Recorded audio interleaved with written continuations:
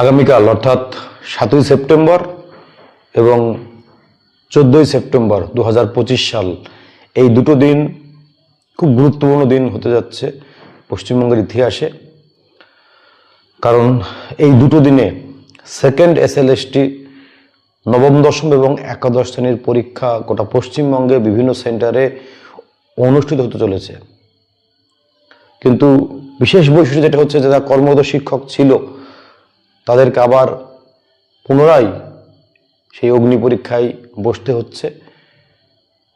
যাই হোক, যা হাতে নেই সেই নিয়ে ভেবে কোনো লাভ নেই। যেটা হাতে আছে সেটা হচ্ছে আগামীকাল বা পরের রবিবার 1.5 ঘন্টা সময়।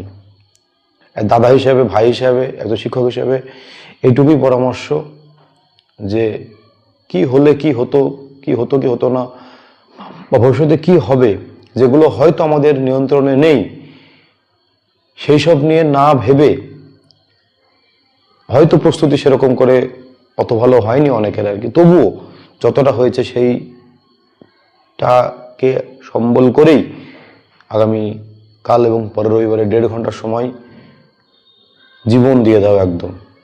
এই 1.5 ঘন্টার সময় সেই তোমার জীবনের সব থেকে গুরুত্বপূর্ণ 1.5 ঘন্টা হতে যাচ্ছে। খুব ভালো করে পরীক্ষা দাও। সকলে শুভেচ্ছা রইল।